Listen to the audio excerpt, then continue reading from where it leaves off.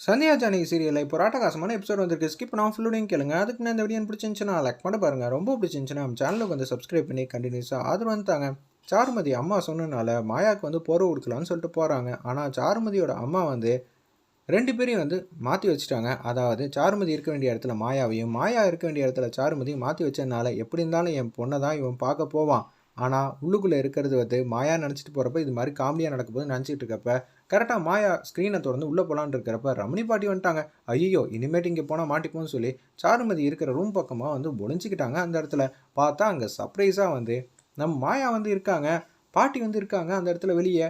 மாயா நீ என்னம்மா இங்கே இருக்க, எனக்கு ஒன்றுமே புரியல. அப்போனா சாருமதிக்கு வந்து பார்க்கணும் தான் இவங்க ரெண்டு பேரும் இடத்த மாற்றி வச்சுருக்காங்கன்னு சீனு வந்து கரெக்டாக வந்து செக் பண்ணிட்டு சந்தோஷமாக சிரிச்சிட்டு இருக்காங்க. அட பாவி பையில வெளியில் வந்து பாட்டி இருக்காங்க. இப்போன்னு பார்த்து நீ என்னை பார்த்த விஷயம் மட்டும் தெரிஞ்சிச்சுன்னா என்ன ஆகும் தெரியுமா? ஏற்கனவே இந்த குடும்பத்தில் சின்ன சின்ன பிரச்சனையெல்லாம் டிசைனாக பெருசாக ஆக்குவாங்க. ஆனால் என்ன பண்ணுறது, நீ வேற என்னை இப்போ பார்த்து தொலைஞ்சிட்டியடா அப்படின்னு சொல்லி கண்ணா அப்படின்னா திட்டுறாங்க.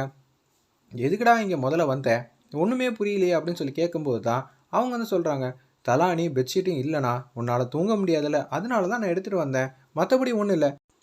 குழந்தைங்களாம் தூங்கிட்டாங்களா இல்லையான்னு தெரியலையே, கொசு கடிக்குதா, விசிறி வேணுமான்னு சொல்லி கேட்கலாம் தான் ரமணி பாட்டி இங்கே வந்திருக்காங்க. சரி ஸ்க்ரீனை திறந்து பார்க்கலான்னு சொல்லிட்டு போகலான்னு இருக்கிறப்ப சாருமதி அம்மா வந்து தடுக்கிறாங்க. ஐயோ சீனுவும் சாருமதி ஒன்றா இருக்கிறத பார்த்துட்டாங்கன்னா கல்யாணத்தை நிறுத்தினாலும் நிற்பாட்டிடுவாங்களே இவங்க, அப்புறம் சின்னது பெரிய பிரச்சனையாயிடுமேங்கிற மாதிரி யோசிச்சுட்டு இருக்காங்க. அந்த இடத்துல நம்ம சாருமதியோட அம்மா, நான் குழந்தைங்க இப்போ தான் கொஞ்சம் நேரத்துக்கு முன்னாடி பார்த்தேன், நல்லா நிம்மதியாக அசந்து வந்து 3 பேரும் தூங்குறாங்க, அதனால் நீங்கள் கவலைப்பட வேண்டிய வாய்ப்பே இல்லை. அப்படிங்களா, நீங்கள் பார்த்துக்கிட்டிங்களா, அப்போனா ஓகே, நான் தூங்க போகிறேன், எனக்கு வயசாகிடுச்சுல, என்னால் கண் முழிக்க முடியாதுன்னு சொல்லிட்டு அவங்க மட்டும் பாட்டி வந்து தூங்குறதுக்காக போகிறாங்க. நம்ம ரமணி பாட்டி சாதுமதி இருக்கிற இடத்துலேருந்து சீனு வருவாங்க. அவளோட பார்த்தா மாயா ரூம்குள்ளேருந்து நம்ம வராங்க. நம்ம சீனு இதை பார்த்தோன்னு வந்து கடுப்பாயிட்டாங்க. என்ன தம்பி இங்கேருந்து வரீங்கிற மாதிரி கேஷுவலாக வந்து விசாரிக்கிறாங்க.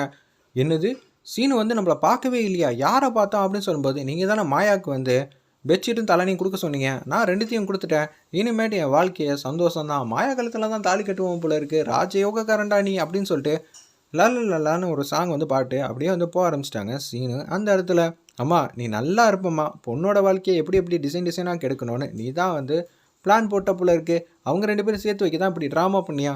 அவன் எப்படி முன்னாடியே இதை கண்டுபிடிச்சிட்டான், ஒருவேளை நான் இது மாதிரி பிளான் போட்டிருப்பேன்னு அவனுக்கு தெரிஞ்சிருக்கு பாரு. சாருமதியோட அம்மா வந்து பேசுகிறாங்க. உன்னை போய் நம்பி ஒரு பிளானை வந்து கொடுத்தோம் பாரு, இது மட்டும் வேறு யாருக்கும் தெரிஞ்சிச்சுன்னா அப்புறம் அவ்வளோதான், உண்டுலன்னு ஆக்கிடுவாங்க. சரி பரவாயில்ல பார்த்துக்கலான்னு சொல்லிட்டு கேஷுவலாக வந்து திருப்பியும் வந்து சாருமதி அவங்க ரூமில் போய் தூங்க ஆரம்பிச்சிட்டாங்க. ஒரு பக்கம் கார்த்தி வந்து யோசிச்சுட்டு இருக்காங்க, இனிமேட்டு வந்து அவங்க வீட்டுக்கு போகாம விட்டா தப்பாயிடுன்னு சொல்லிட்டு முக்காடெல்லாம் போட்டுக்கிட்டு அப்படியே காம்பவுண்ட் சவரே ஏறி குதிக்கிறாங்க. சாருமதியோட அப்பா வந்து வெளியில் தான் வந்து நடமாடிக்கிட்டு இருக்காங்க. காத்தோட்டம் சூப்பராக இருக்குது, வீட்டுக்குள்ளே விட வெளியில் வந்து காற்று நல்லா தான் வருது, நைட்டில் இது மாதிரி வாக் போயிட்டு வந்தா சூப்பராக தூக்கம் வரும்ல அப்படின்னு சொல்லி நடமாடிட்டு இருக்கப்ப யார் அவன் முக்காடு போட்டு இந்த வீட்டில் வந்து சுற்றி வந்துகிட்டு இருக்கான். சரி யார் என்ன ஏதுன்னு பார்ப்போன்னு பார்த்தா பதுங்கி போகிறாங்க. திருடனா இவனை உண்டு இல்லைன்னு ஆக்கணும்னு சொல்லிட்டு வீட்டை வந்து சுற்றி எந்த டைரெக்ஷனில் வரலாம், எங்கெல்லாம் ஒளிஞ்சிக்கலாம்னு சொல்லிட்டு முதல்ல அது எல்லாத்தையும் நோட்டாயிடுறாங்க நம்ம கார்த்தி.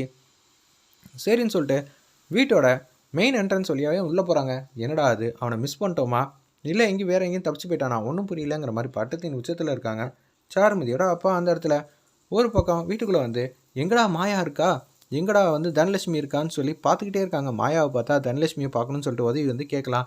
தனலட்சுமி எங்கே இருக்கா, ஏகப்பட்ட பொண்ணுங்க இருக்காங்க, எப்படா கண்டுபிடிக்குன்னு தெரியாமல் கார்த்தி வந்து தலையை போட்டு பிச்சுக்கிட்டு தேடுறாங்க. ஏன்னா 100 கணக்கில் வந்து ஆளுங்க இருக்காங்க ரகுராம் வீட்டில் ஃபங்க்ஷனுக்கு வந்தவங்க. அப்படியே வந்து பார்த்துக்கிட்டே இருக்காங்க அந்த இடத்துல.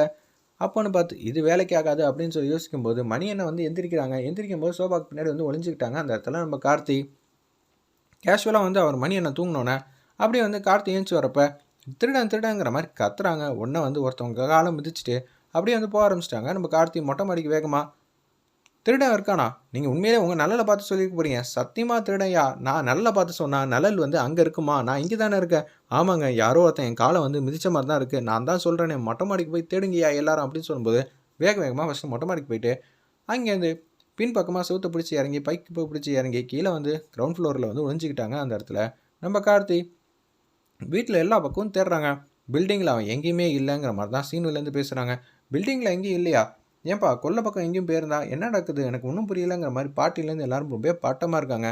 அப்போன்னு பார்த்து கார்த்திக் வந்து எங்கே ஒளின்னு தெரியாமல் வந்து கரெக்டாக தனலட்சுமி ரூம்குள்ளே வந்து போயிட்டாங்க. அந்த இடத்துல என்ன சார் நீங்கள் எங்கே இருக்கீங்க, ரமணி பாட்டி வந்து கரெக்டாக வந்து ஜட்ஜ் பண்ணுறாங்க. பசங்க இருக்கிற ரூம்குள்ளே போயிட்டா என்ன பண்ணுறது, பந்தலுக்குள்ளே போய் பார்க்கலான்னு சொல்லிட்டு வேகமாக போகிறாங்க. அந்த இடத்துல நம்ம ஒத்துமொத்த குடும்பம் நாங்கள் எல்லோரும் பார்த்துட்டு வந்துடுறோன்னு மணி அண்ணன் வந்து பேசுகிறாங்க. மாப்பிள்ளை நீங்களாம் பார்க்கக்கூடாதுன்னு தெரியும்ல, ஜானகி நீ போய் பார்த்துருவாமா, பசங்களை வந்து ஸ்க்ரீனை வந்து விலக்கிப்பார், அப்போ தான் சரி வரும் அப்படின்னு சொல்லும்போது ஃபஸ்ட்டு எடுத்தோன்னே வந்து ஜானகி வந்து நம்ம தனலட்சுமி ரூம்குள்ளே தான் போகிறாங்க. அந்த இடத்துல தனலட்சுமி உள்ளே யாரும் இருக்காங்களா, நீ இன்னும் தூங்கலையா அப்படின்னு சொல்லும்போது ஸ்க்ரீனுக்கு வெளியிலேருந்து கேட்குறாங்க. என்னது ஸ்க்ரீனுக்குள்ளே தானே பார்க்க சொன்னேன். இல்லைம்மா இங்கே யாருமே இல்லை. 100% கான்ஃபிடென்ட்டா? சத்தியமாக இங்கே யாருமே இல்லைம்மா. என்னம்மா எதுவும் பிரச்சனை, வெளியில் எதுவும் பிரச்சனைன்னு கேள்விப்பட்டேனே. ஆமாம்மா வெளியில் வந்து திருட வந்துட்டான், அதனால தான் அப்படி ஆச்சு அப்படின்னு சொல்லிட்டு இருக்கப்ப நான் போய் சாருமதியை பார்த்துட்டு வந்துடுறேன்னு சொல்லி சாருமதி நல்லா அசந்து தூங்குறாங்க. சாருமதி தூங்குறியாம்மா? ஏம்மா உலகத்திலே வந்து இப்போ தான் தூக்கம் வந்துச்சு, அது மட்டும் இல்லாமல் தூங்குறவனை பார்த்து தூங்குறியான்னு கேட்குற ஆள் நீதாம்மா. ஏம்மா போட்டு பாடாப்படுத்துகிற, இங்கே இருக்கிறதே கொஞ்சம் கஷ்டமாக இருக்குது, இதில் வேறு தூங்கும் போது வேறு எழுப்புறியாம்மா அப்படின்னு சொல்லும்போது சாரி யாரும் தப்பாக நினச்சிக்காதீங்க, தூக்கத்தில் எழுப்புனா அவளுக்கு சுத்தமாக பிடிக்காது, இப்படி தான் வந்து சத்தம் போடுவா அப்படின்னு சொன்னேன். என்னது தூக்கத்தில் எழுத்துனா இப்படி தான் பிரச்சனை வருமா அப்படின்னு சொல்லி ஒத்துமொத்த குடும்பம் வந்து யோசிச்சுட்டு இருக்காங்க. அந்த இடத்துல மாயா ரூம்குள்ளே வந்து போகிறாங்க. நம்ம ஜானகியம்மா என்ன ஆச்சு, நீ கொஞ்சம் நல்லா இருக்கல்லம்மா, எந்த பிரச்சனையும் இல்லையே, நான் தூங்கிட்டு இருந்தேன், வெளியில் சத்தம் கேட்டனால தான் ஏஞ்சேன், எதுவும் பிரச்சனையா பெரியம்மா அப்படின்னு சொல்லி பேச்ச ஆரம்பிக்கிறாங்க. நம்ம மாயா அந்த இடத்துல ஆமாம்மா மிகப்பெரிய பிரச்சனை தான், வீட்டுக்குள்ளே வந்து திருட வந்துட்டான், ஒரு வேளை பந்தல்குள்ளே வந்துட்டா என்ன பண்ணுறது தான், நாங்கள் எல்லோரும் வந்து காத்துக்கிட்டு இருக்கோம், மற்றபடி ஒன்றும் இல்லை. அப்போனா இங்கே யாராவது 2 பேர் இருந்தால் தான் பந்தல்குள்ளே வராங்களா இல்லையான்னு தெரியும், நாங்கள் மட்டும் தூங்கிட்டு இருக்கப்போ வேறு எதுவும் பிரச்சனை ஆயிடுச்சுன்னா என்ன பண்ணுறதுங்கிற மாதிரி மாயா வந்து கேட்டோன்னே அதுவும் கரெக்டாக தான் தோணுது, சரிம்மா நான் இங்கே இருந்து பார்த்துக்குறோம் அப்படின்னு சொன்னேன்.